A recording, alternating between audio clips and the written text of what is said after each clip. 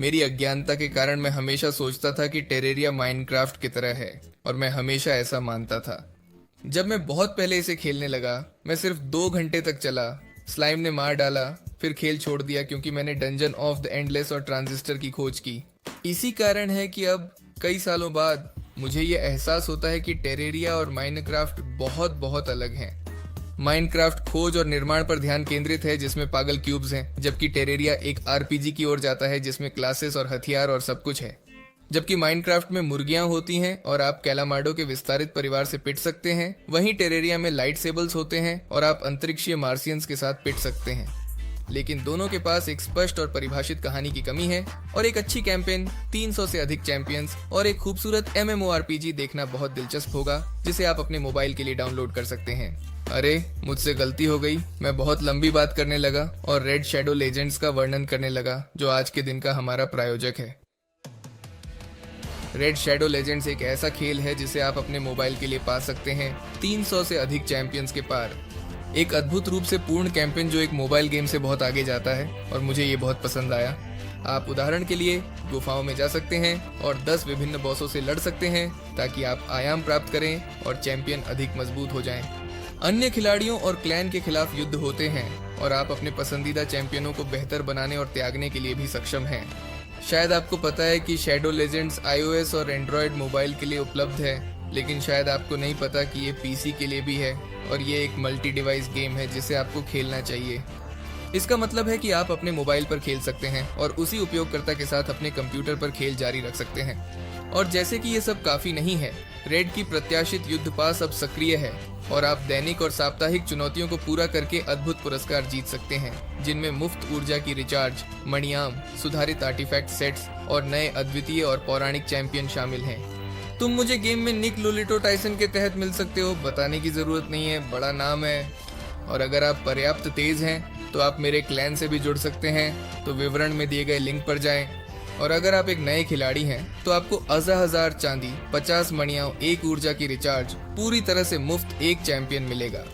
वर्डुगो, एक दुर्लभ चैंपियन जो आपके शुरुआती दिनों में पूरी तरह से उपयुक्त है। जल्दी करें क्योंकि पुरस्कार केवल आगामी 30 दिनों के लिए ही उपलब्ध होंगे। बहस के लिए सभी पुरस्कार आपको आपके मेल में मिलेंगे जो आप रेड खोलते समय ऊपरी दाएं ओर होता है। टेरेरिया पे वापस आते हैं। हमें सबसे पहले समझना है कि यह एक वीडियो गेम है जो अत्यधिक बड़ा है। सामान्यतः अंत तक पहुंचने में 50 से 150 घंटे गेमिंग करने की आम बात है और वीडियो गेम के मामले में यह भयानक है। GTA V को समाप्त करने का सामान्य समय 30 से 50 घंटे के बीच है, उदाहरण के लिए, और वैसे ही यह पहले से ही एक लंबा वीडियो गेम है। इसके अतिरिक्त ये भी जोड़ा जाता है कि टेरेरिया इतने अद्भुत खुले हुए हैं और करने के लिए इतनी चीजें भरी हुई हैं कि आप बिना समझे आसानी से 150 घंटे बिता सकते हैं, तो हमारे सामने काफी काम बचा है। और अगर किसी कारणवश आप अब भी उन 150 घंटों का खेलना चाहते हैं जिसमें कोई स्पॉइलर नहीं है, तो आपको चेतावनी दी जाती है, क्योंकि हम सभी बॉस और ज्यादातर स्थितियों के बारे में बात करेंगे जिनका सामना आपको इस भयानक खेल के प्ले थ्रू में करना पड़ेगा। मुझे लगता है कि टेरेरिया की दुनिया को एक अच्छा आरंभ बिंदु मानना ठीक होगा। हमारे कुछ दुश्मन ऐसे लगते हैं जैसे इस दुनिया के सामान्य जीव जंतु का हिस्सा है, जैसे स्लाइम्स, उड़ने वाले मछलियां, चमगादड़ और शेर की मांग। लेकिन सच्चाई यह है कि अधिकांश थोड़े अधिक विशेष हैं। यहाँ ज़ॉम्बी, डेमन आंखें, ट्रेपाटुम्बास, डार्क विजर्ड्स, गॉब्लिन्स, समुद्री डाकू, ग्रेनाइट गोलेम्स और तक अर्पियां भी हैं जो बाहरी अंतरिक्ष में दिखाई देती हैं। ये अक्सर असामान्य संरचनाओं के आसपास घूमने लगते हैं, जैसे उड़ती द्वीप जो आकाश में पहुंचने से पहले होती है, जहां आप घर, पेड़ और उड़ते हुए झीलें भी पा सकते हैं। यहाँ तक कि यहाँ आपको उड़ते हुए झीलों का भी आनंद आ सकता है। एक और विचित्र चीज रक्त की रेतें हो सकती हैं जब चांद लाल होता है और मॉन्स्टर्स को अधिक इच्छा होती है जितनी सामान्य से अधिक। ये सब हमें इसका संकेत देता है कि यह हमारे से बहुत अलग दुनिया है और वहाँ निश्चित रूप से कुछ बहुत ही पागल हुआ है। हमें टेरेरिया के 2 दुष्ट जैव विभाग भी हैं, कार्मेसी और करप्शन। कार्मेसी एक रक्त रंजित जैव विभाग है और यह टेरेरिया के माध्यम से स्थिर दर से फैलता है और खिलाड़ी की हस्तक्षेप नहीं होती। उनके प्राणी हैं कार्मेबिचो, कार्मोन्स्ट्रो और ट्रेपा सांग्रे, और उनका बॉस एक विशाल मस्तिष्क है जिसमें एक बहुत ही रोचक इंसान है, कथुलू का मस्तिष्क। दूसरी ओर करप्शन सबको एक अजीब बैंगनी रंग में बदल देती है। इस जैव विभाग के भूमिगत गुफाओं के माध्यम से हम डेमनिक अल्टर और डार्क ऑनर्ब्स पाते हैं, अजीब तौर पर, जबकि ऐसा लगता है कि कार्मेसी एक वायरस या कुछ ऐसे ही कुछ फैलाता है, करप्शन को दुनिया को खा जाने और अच्छा भ्रष्ट करने की कोशिश करता है। यह उसे ज्यादा दिखाई देता है उन दुश्मनों के नामों के साथ जो हम वहां पाते हैं, आत्माएं खाने वाला और डिवोरेडर के अलावा करप्शन का बॉस, एक विशालकाय कीड़ा जिसे डिवोर वर्ल्ड कहा जाता है। इसके अतिरिक्त हमारे पास बहुत विशेष बॉस हैं। राजा स्लाइम है जो एक विशाल स्लाइम है जिसमें एक निंजा है। सीथुलू की आंख, एक विशाल स्केलेट्रॉन आंख, एक सिर और हड्डियों के हाथ वाली शक्तिशाली मधुमक्खी रानी जो सच में अपने अपनों की सुरक्षा करने की कोशिश कर रही थी, और अंत में सामान्य मोड का सबसे महत्वपूर्ण बॉस मांसल दीवार, जिसे आपको पराजित करना होगा ताकि आप खेल के दूसरे हिस्से कठिन मोड को आरंभ कर सकें। यह मोड वास्तव में टेरेरिया का एक विस्तृत और अधिक कठिन संस्करण है जिसमें नए दुश्मन, बहुत सारे नए बॉस और मुख्य रूप से स्लाइम के भोजन बनने के लिए और भी अधिक अवसर हैं। एक और चीज जो जोड़ती है वह है जैव विभाग, जिसे हॉलो कहा जाता है, स्पेनिश में आशीर्वाद कहा जाता है। यह करप्शन और कार्मेसी के समान एक जैव विभाग है जो धीरे धीरे फैलता है, लेकिन इनके विपरीत यह बहुत अधिक दयालु है। ठीक है, यही समझा जाता है, लेकिन अगर आप वहां गलत तैयारी के साथ जाते हैं तो आप एक एकाश्व का भोजन बन जाएंगे, क्योंकि वहां निवास करने वाले प्राणियां सुंदर और निर्दोष लग सकते हैं, लेकिन वे सामान्य दुनिया में से भी अधिक खतरनाक हो सकते हैं। कठिन मोड के साथ आने वाले बॉस में विनाशकारी, ज्वेल्स और महास्केलेट्रॉन शामिल हैं, जो देवोरा मुंडोस, कथुलू की आंख और स्केलेट्रॉन के बहुत अधिक शक्तिशाली मैकेनाइज्ड संस्करण हैं। एक और बॉस है ड्यूक फिशरॉन, जो एक ड्रैगन की तरह दिखता है जो 10 साल के लिए जिम में गया था, लेकिन सच्चाई ये है कि ये कहानी के लिए इतना महत्वपूर्ण नहीं लगता। अगला बॉस प्लांटेरा है, जिसे 3 मैकेनिकल बॉस मारने के बाद अनलॉक किया जाता है। जब आप उसे मारते हैं तो आशीर्वाद, करप्शन और कार्मेसी के फैलने की गति में 50% की कमी होती है। इस बॉस को ध्यान से हराना चाहिए पूरा। यह आपको गोलेम के खिलाफ खड़ा होने की अनुमति देता है, जो एक विशालकाय राक्षस से लगता है जिसे लिजार्ड ने बनाया है, जो पहले से ही एक रहस्य है जो एक वीडियो के लिए पर्याप्त बड़ा है। गोलेम के सामने होने के बाद पागल सेक्ट्रियन का पीछा करें। यहाँ हम अधिक रोचक क्षेत्र में प्रवेश करते हैं। उसके खिलाफ लड़ने के लिए आपको कैदघर के प्रवेश में रहस्यमय लिखित लोहे की पूजा कर रहे 4 सेक्टेरियों को मारना होगा। यह रहस्यमय व्यक्ति कल्ट का नेता है जिसको हाल ही में हमला किया गया है। वह आपको खत्म करने के लिए अपनी सभी शक्तियों का उपयोग करेगा। स्पष्ट है, उनके हमलों को देखने के बाद, तथ्य बोर्ड में छवि को थोड़ा गहराई से विश्लेषित करने के बाद, ये लोग कथुलू की पूजा करते हैं या अत्यधिक समान। पागल सेक्टेरियन को मारने के बाद 4 स्थानों पर मैप में स्थित 4 स्वर्गीय टावरों के आगमन के साथ चंद्रमा घटना प्रारंभ होती है। प्रत्येक स्वर्गीय टावर के अपने खुद के दुश्मन और अद्वितीय वस्तुएं होती हैं, और आपको 4 को हराना होगा ताकि टेरेरिया के अंतिम बॉस चंद्रमा के स्वामी प्रकट हो। चांद का स्वामी लगता है कि यह कथुलू का शीर्ष हिस्सा है, काफी मारामारी और परेशान हो गया है। हालांकि फिर भी यह काफी शक्तिशाली है और अगर आप तैयार नहीं हैं तो आसानी से आपको मार डालेगा। अजीब बात यह है कि कुछ ट्वीट्स और डेवलपर्स के टिप्पणियों के अनुसार वह कथुलू नहीं है। कथुलू अंतिम बॉस के रूप में योजनाबद्ध किया गया था, लेकिन उन्होंने निर्णय लिया कि बेहतर होगा कि कोई अन्य हो जो भ्रांतिकर है, लेकिन हम उस पर थोड़ी देर में पहुंचेंगे। जैसा कि आपने ध्यान दिया होगा, स्थिति बहुत उलझी हुई है, लेकिन कुछ स्पष्ट लगता है। कथुलू एक तरह से काफी महत्वपूर्ण है और हमारा प्रमुख प्रतिकूल है, या ऐसा लगता है। ठीक है, कथुलू H.P. लवक्राफ्ट के साहित्य से आता है, जो एक अमेरिकी लेखक थे जिन्होंने 20वीं सदी की शुरुआत में भूतपूर्व और विज्ञान कथा कहानियों में विशेषज्ञ थे, और उन्होंने एक भूतपूर्व उपजाति बनाई जिसे विश्व के भय के रूप में जाना जाता है, जिसमें कथुलू आम तौर पर सबसे प्रतिष्ठान्वित होते हैं। भूतपूर्व विश्व आम भय से बहुत आगे जाता है। यह अज्ञात का डर है, किसी ऐसी चीज का डर जो इतनी भयानक, शक्तिशाली और अजीब हो कि उसकी अपनी अस्तित्व को समझना असंभव होता है, और आमतौर पर उन लोगों की संगति को तोड़ देता है जो इस प्रारंभिक अराजकता का सामना करते हैं। इन संकेतों के तहत स्थित है एक अंतरिक्षीय प्राणी जो मानवों के साथ मुकाबले में मूल रूप से एक देवता है। यह भव्य रूप से बड़ा है और इसका खरादार शरीर हमारे प्लैनेट में पाई जाने वाली वस्तुओं से भिन्न है। एक प्रकार की जेली जैसी मात्रा से बना है जो इसे लगभग अंशन से बनाती है।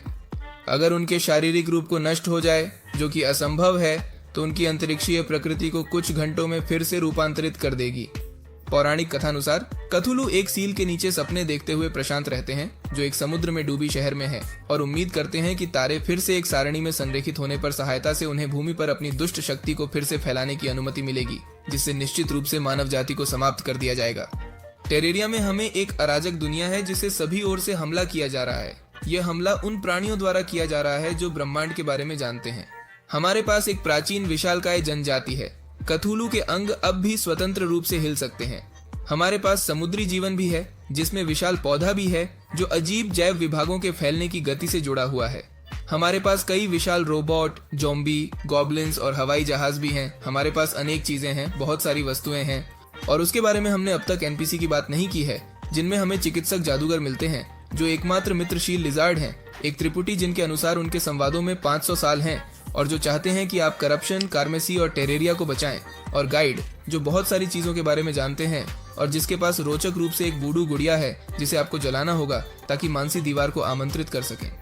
बहुत सारे एनपीसी हैं, सभी के पास कई बातचीत हैं और हम सब कुछ गिनने की कोशिश करते हुए एक अनंत काल लगा देंगे। और उस 10 टन जानकारी के ऊपर हमने निश्चित रूप से उन प्राचीन भूमिगत संरचनाओं का विश्लेषण नहीं किया है जो निश्चित रूप से किसी द्वारा निर्मित की गई होंगी।